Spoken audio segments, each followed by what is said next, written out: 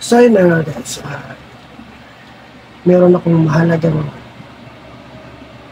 balita. Hindi lang ito chismis. Ito ay okay, seryoso. Guys, alam ko kung nasa si Kibuloy. Ako ay taga Davao din ako. Kilala ko si Kibuloy personally. Hindi lang kami close, hindi yung talagang palagi nagkakasama. Parang ano lang, yung parang kunyari, nasa isang barangay, tapos palagi mong nakikita yung taong doon, nakakasalamuha. Pero in terms of personal relationship, wala. Kakilala ko lang siya, kilala din niya ako. Bilang isang, kasi marami akong mga kaibigang mga miyembro ng POGC. Pero bilang isang ano din, maraming kaibigan sa miyembro na, ayoko muna magsalita. Gusto ko munang timbangin lahat, gusto ko munang pag-isipan.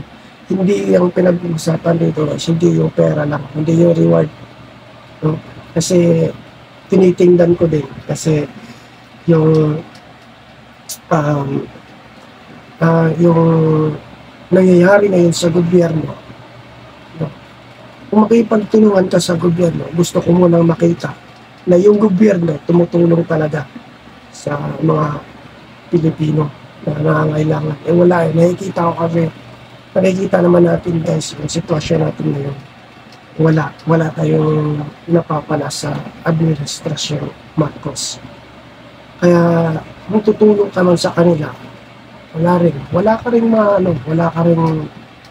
rin benepisyo na dapat maibalik mo lang sa'yo sa pagtulong mo sa kanila. Kaya sa akin, bilang isang kaibigan, kilala, mas mabuti yung pag-iisipan ko muna. Kasi guys, 10 milyon, kunyari, ituro mo, andyan, nahuli. Konsyensya, tapos magkaroon ka pa ng maraming kaaway. Mas mabuting piliin mo munang manahimik. Hindi porket may reward na 10 milyon, iinungusok mo na kaagad yung takot. Isaalang-alang mo rin yung mga pinagsamahan mo ito sa mga miyembro ng KOGC. Hindi yung... Kaya kasi guys, nakakatamad din kasi tumulong sa gobyerno. Nakakatamad talaga. Kasi wala kang makikitang puro na lang panghahabol sa mga kritiko nila. Puro pang prosecute dun sa mga... Alam mo yun, wala silang...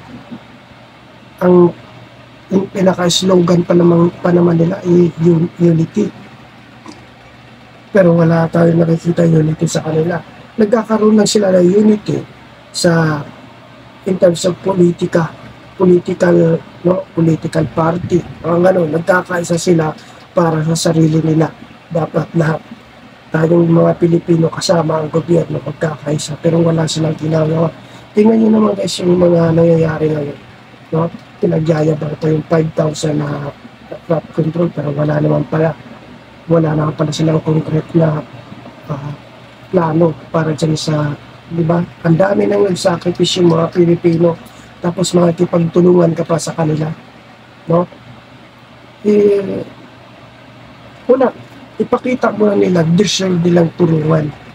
Kasi wala ka talagang mapapala sa gobyerno na to. So ito lang yung masasabi ko.